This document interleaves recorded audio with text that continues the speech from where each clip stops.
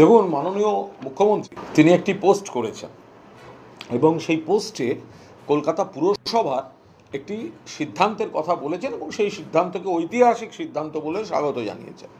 তো সিদ্ধান্তটি হচ্ছে, কলকাতায় যে সুরাবর্দি অ্যাভিনিউ আছে, সেই সুরাবর্দি অ্যাভিনিউ গোপাল মুখার্জি রোড হিসেবে নামকরণ হচ্ছে। এবার নতুন যে নাম হচ্ছে গোপাল মুখার্জির নামে, তা নিয়ে আমাদের কোনো একটি শব্দ বলার নেই। হ্যাঁ, গোপাল মুখোপাধ্যায় তার নামে রাস্তা হচ্ছে, সেটা নিশ্চিতভাবে তাদের, এটা নিয়ে কোনো বক্তব্য রাখছি না। কিন্তু কথাটা হচ্ছে, যে কারণে সুরাবর্দি অ্যাভিনিউকে বদল করা হচ্ছে, সেটা মাননীয় মুখ্যমন্ত্রী তিনি লিখছেন যে ব্যক্তি একেবারে নিজের পাওয়ারকে পুরোদস্তুর একদম একটা নাগরিকদের, নিরপরাধ নাগরিকদের উপর যে ভয়ঙ্কর কাণ্ড করেছিলেন এবং পলিটিক্যাল গেনের জন্য একটা বিশাল ক্ষতি করে দিয়ে গেছেন, সেই কারণে তাকে চেঞ্জটা করা হচ্ছে। এইখানে আমরা একটা মুখ্যমন্ত্রীকে বলতে চাই যে পুরসভাকে অবিলম্বে রেকর্ড চেক করার জন্য নির্দেশ দেওয়া হোক। সুরাবর্দি অ্যাভিনিউ যাকে বলছেন যে এই ব্যক্তি ক্ষমতা বসে পুরো সেই ক্ষমতার অপব্যবহার করে একদম বহু মানুষের ক্ষতি করেছেন, আমরা বুঝতে পারছি। একটা ভয়ঙ্কর ঘটনাকে ইঙ্গিত করে মাননীয় মুখ্যমন্ত্রী সেটা বলেছেন। সে ঘটনা তো সত্যিই ভয়ঙ্কর খারাপ, বাট অ্যাকচুয়ালি সুরাবর্দি, আমরা যে বিষয়টা নিয়ে আলোচনা হচ্ছে, সুরাবর্দি দুজন যার কথা বলা হচ্ছে, অর্থাৎ ক্ষমতার অপব্যবহার করেছেন এবং বহু মানুষের ক্ষতি করেছেন, তিনি হচ্ছেন হুসেন শাহিদ সুরাবর্দি, যিনি বাংলার একেবারে প্রশাসনের শীর্ষস্থানে ছিলেন, যার বিরুদ্ধে অভিযোগ হচ্ছে তিনি ক্ষমতার অপব্যবহার করে বহু মৃত্যু এবং বহু বিরাট সব সমালোচনার যোগ্য সব কাজের, তার নাম হচ্ছে হুসেন শাহিদ সুরাবর্দি। আর যার নামে রাস্তা, সেই রাস্তা কিন্তু এনার নামে নয়, যিনি বিতর্কিত। যার নামে রাস্তা তিনি ডক্টর স্যার হাসান সুরাবর্দি, সম্পর্কে বিতর্কিত সুরাবর্দির কাকা, বয়সটা অনেক বেশি। এই যে ডক্টর স্যার হাসান সুরাবর্দি, ইনি এফআরসিএস ডাক্তার, ইনি বিশিষ্ট শিক্ষাবিদ, বিশিষ্ট চিকিৎসক, পূর্ব রেলের চিফ হেলথ অফিসার ছিলেন, মিলিটারিতে এক সময় ছিলেন, একটা সময় বেঙ্গল লেজিসলেটিভ কাউন্সিলের সদস্য হিসেবে এসেছিলেন, কিন্তু কলকাতা বিশ্ববিদ্যালয়ের তিনি উপাচার্য ছিলেন। তিনি শিক্ষাবিদ, কলকাতা বিশ্ববিদ্যালয়ের উপাচার্য ছিলেন। তো তিনি হচ্ছেন ডক্টর স্যার হাসান সুরাবর্দি, যার নামে এই সুরাবর্দি অ্যাভিনিউ। আর তার ভাইপো হচ্ছেন বিতর্কিত বা কুখ্যাত হুসেন সুরাবর্দি, যিনি নানা অপকর্মের সঙ্গে তার নাম আছে। এখন কলকাতা পুরসভা যে শাস্তিটা দিয়েছে, যে ব্যাপারটা ভাইপোকে শাস্তি দিতে গিয়ে কাকাকে শাস্তি দিয়ে ফেলেছে। অর্থাৎ হচ্ছে, যিনি শিক্ষাবিদ, যিনি কলকাতা বিশ্ববিদ্যালয়ের উপাচার্য ছিলেন, সেই তখনকার আমলের বিশিষ্ট চিকিৎসক, যার নামে রাস্তা, এখন ভেবেছেন ওই সুরাবর্দি, এখন মহা মুশকিল। শুভেন্দু অধিকারী আর দেব অধিকারী, দুটো অধিকারী মানে তো দুজন এক নন। একজন রাজনীতি করেন, একজন অভিনয় করেন, একজন বিধানসভায় আছেন, একজন লোকসভায় আছেন। তো সুতরাং সুরাবর্দি যদি নাম হয়, এখন হুসেন সুরাবর্দির পাপের দায় হাসান সুরাবর্দিকে দিয়ে বসে আছে। ফলে আমাদের অনুরোধ, অবিলম্বে মুখ্যমন্ত্রী আপনি কলকাতা পুরসভাকে একটু রেকর্ড চেক করার অনুরোধ করুন, যে বিশিষ্ট চিকিৎসক, শিক্ষাবিদ, কলকাতা বিশ্ববিদ্যালয়ের প্রাক্তন উপাচার্যর নামে সুরাবর্দি অ্যাভিনিউ, যার নাম নতুন এনেছেন গোপাল মুখোপাধ্যায়, তাকে শ্রদ্ধা জানানো হবে নিশ্চয়ই, তাতে কোনো আপত্তি নেই। কিন্তু যে ব্যক্তির নামটা বাদ দিলেন এবং একটা ভুল কারণে বাদ দিলেন, সেটা কিন্তু বাদ দেওয়াটা বোধহয় ঠিক হলো না।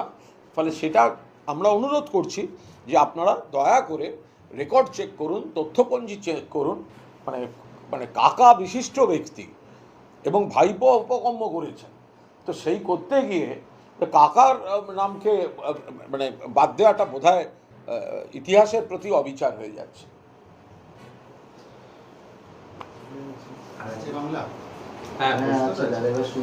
শতাব্দী রায় তিনি বলছেন যে অনেক সাংসদরা যারা এখন মমতা ব্যানার্জির হয়ে গলা ফাটাচ্ছেন তারা নাকি বিধায়কদেরকে নিয়ে রাহুল গান্ধীর সাথে যোগাযোগ করেছেন কংগ্রেসে যাবেন বলে। দেখুন, শতাব্দী রায় 4 বারের সাংসদ, তৃণমূল কংগ্রেসের রাজ্য কমিটির একটা সময় তিনি ভাইস প্রেসিডেন্টও ছিলেন, আমার বিশিষ্ট বন্ধু। কিন্তু আমি এটা খুব দুঃখ পেয়েছি যে শতাব্দী রায় তিনি একটা অবস্থান নিয়েছেন, কিন্তু শতাব্দী রায়কে দল 4 বার সাংসদ, তিনি কিন্তু তৃণমূল কংগ্রেস থেকে হয়েছেন। 24 সালেও যে ভোট পেয়েছেন, সংসদে গেছেন, সেটা অ্যান্টি বিজেপি ভোট পেয়ে গেছেন। তৃণমূল কংগ্রেসের কর্মীরা পরিশ্রম করেছেন, বিজেপি বিরোধীদের ভোটটা পেয়েছেন, মমতা বন্দ্যোপাধ্যায়ের সমর্থকদের ভোটটা পেয়েছেন। আর এখন যদি তারা ওই নতুন যে পার্টিতে গেছেন সেই পার্টিতে তো জয়েন করেছেন এবং তারা বলছেন বিজেপির বন্ধু হবেন, বিজেপির নেতাদের বাড়ি যাচ্ছেন, তারা এনডিএ জোটে থাকতে চাইছেন। তো বিজেপি বিরোধী ভোটে দিল্লি গিয়ে বিজেপির বন্ধু হওয়া, এটা শতাব্দীর ইমেজের সঙ্গে খাপ খাচ্ছে না। যে কোনো কারণেই হোক উনি এটা করেছেন। তার থেকে বরং রাজ্যসভার যে মডেলটা ছিল, রাজ্যসভার বিদ্রোহীদের আলাদা মডেল, লোকসভার আলাদা মডেল। রাজ্যসভায় জগৎ সরকার, শুভেন্দু শেখর রায়, সুস্মিতা দেব, ওনারা ইস্তফা দিয়ে দিলেন, দলের সঙ্গে বলছে না ইস্তফা। কিন্তু লোকসভায় যারা আছেন তারা কীরকম একটা অদ্ভুত আচরণ করছেন। প্রথম দলের নির্বাচনে জিতে দ্বিতীয় দলের সঙ্গে বৈঠক করে এমপিশিপ বাঁচাতে তৃতীয় দলে গিয়ে যোগদান করছেন। ফলে তারাও যদি সেই জায়গাটাতে ভোটারদের যে রায় তারা দিল্লি গেছেন সেইটাকে অনার করার বদলে এখন অন্যদিকে কাদা ছুঁড়তে গেলে উপরে থুতু ছুঁড়লে নিজেদের মুখে এসেই পড়ে। ফলে এইটা শতাব্দী মানে আমার মনে হয় উনি নিজের প্রতি সুবিচার করেননি। গত 4 বছরে শুধুমাত্র আকাশপথে প্রচারে যাতায়াতের জন্য তৃণমূল কংগ্রেসের দলীয় তহবিল থেকে বিমান, হেলিকপ্টার বাবদ 130 কোটির বেশি খরচ হয়েছে। তো এখন দলীয় তহবিল এবং বেশিরভাগ সময় অভিষেক বন্দ্যোপাধ্যায় বিমান ব্যবহার করেছেন, এই নিয়ে একটা আলোচনা চলছে, কি বলবেন? আমি এই নিয়ে কোনো মন্তব্য এখনই করব না, কারণ তৃণমূল কংগ্রেসের যে তহবিল বা ব্যাংক অ্যাকাউন্ট বা এগুলি কোনোদিনই আমাদের দায়িত্বে ছিল না, আমরা খোঁজখবরও পেতাম না। ফলে দলে মানে সঞ্চয়টা কতটা হচ্ছে, হ্যাঁ একটা 98 সাল থেকে দল আছে, ফলে এত জনপ্রতিনিধি, এত কর্মীদের রক্ত জল করে পরিশ্রম করে করা, ফলে নিশ্চয়ই একটা দলের বড় তহবিল থাকতে পারে। কিন্তু সেটা কোথায় কিভাবে পুরোটা আসছে বা কোথায় কিভাবে খরচ হচ্ছে এটা আমাদের এখতিয়ারে ছিল না। ফলে এটা নিয়ে কোনো মন্তব্য করব না। কোথাও যদি কোনো বিষয়ে একটু দৃষ্টিকটু কিছু থাকে নিশ্চয়ই দলের মধ্যে সেটা আলোচনা হবে বা হচ্ছে। শতাব্দীরাই যেটা বলছেন, যে ব্যাপারটা বলছেন, তার মধ্যে কি মানে বাদবাকিদের মধ্যে কি কেউ কংগ্রেস বা বিজেপিতে যাওয়ার জন্য যোগাযোগ করছেন? এটা আমাদের পক্ষে বলা খুব মুশকিল। যারা দুদিন আগেও দিদি দিদি দিদি দিদি সবাই করেছেন, তারা হঠাৎ ইলেকশনে 26-এর বিধানসভার রেজাল্টের পর হঠাৎ তারা যদি একটা মানে একটু বিরোধী দলে চলে গেছে ব্যাপারটা, তো সেটাই যদি তারা রাখতে না পারেন, ফলে কয়েকজন বলছেন আমরা মমতা বন্দ্যোপাধ্যায়ের সঙ্গেই আছি, কয়েকজন ইস্তফা দিয়েছেন রাজ্যসভায়, আর লোকসভার কয়েকজন এমপি পোস্ট বাঁচাবার জন্য বিভিন্ন দলের দরজায় দরজায় ঘুরছেন। তেরি দ্বার খাড়া এক যোগী। তো এখন সেই জায়গায় দাঁড়িয়ে কখন কে কী করবেন, ক্ষমতার সঙ্গে ক্ষমতা ছাড়াও যারা থাকতে চান, মমতাদির সঙ্গে যারা থাকতে চান, যে দলটা প্রতিষ্ঠা দিয়েছে, সংসদে পাঠিয়েছে, তার সঙ্গে যারা থাকতে চান তারা থাকবেন, আর বাকিরা যদি কেউ অন্যরকম ইচ্ছা হয় তারা বুঝবেন, মানুষ বিচার করবেন। আপনি বিরোধী দলের বিধায়ক, কালকে নতুন সরকারের প্রথম বাজেট, কি এক্সপেক্ট করবেন নতুন সরকারের? নতুন দেখুন, আমরা বিরোধী দলের বিধায়ক, নতুন সরকারের প্রথম বাজেট কাল, সবে সরকারটি এসছে। ফলে আমি সরকারকে বা আমরা সরকারকে একটু সময় দেওয়ার পক্ষে। প্রথমেই সরকার যা বলবেন সেটার নেতিবাচক দিক তুলে ধরে সমালোচনা, এটা উচিতও না, এটা মানুষ ভালোভাবে নেবেন না। মানুষ নিজের অভিজ্ঞতা থেকে কিন্তু ইতিমধ্যেই অনুভব করতে শুরু করেছেন অল্প সময়ে। কিন্তু আমরা সরকারকে একটু সময় দেওয়ার পক্ষে। আমরা আশা করব প্রাক্তন মুখ্যমন্ত্রী মমতা বন্দ্যোপাধ্যায় যে বিপুল পরিকাঠামোর কাজ শুরু করে গিয়েছিলেন সেগুলো সরকার যেমন অব্যাহত রাখবে।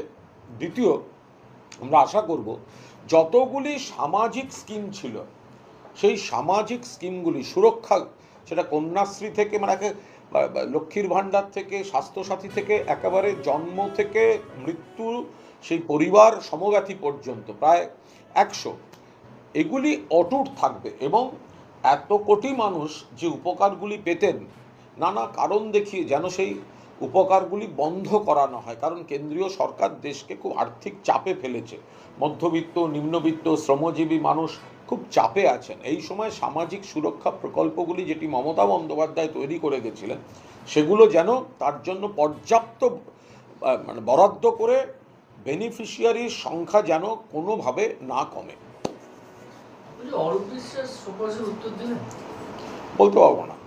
অরূপ বিশ্বাস বলতে পারবেন, দল বলতে পারবে, দলের তরফ থেকে যদি কিছু বলার থাকে তখন বলতে পারবো। আমি এইটুকু বলতে পারি, অরূপ বিশ্বাসের সঙ্গে দলের কমিউনিকেশন হয়েছে, বাকিটা দলের ভেতরের ব্যাপার। অরূপ বিশ্বাস আছেন কি দলের মধ্যে? দলের বাইরে গেছেন বলে এখন অবধি তো খবর পাইনি। Thank you.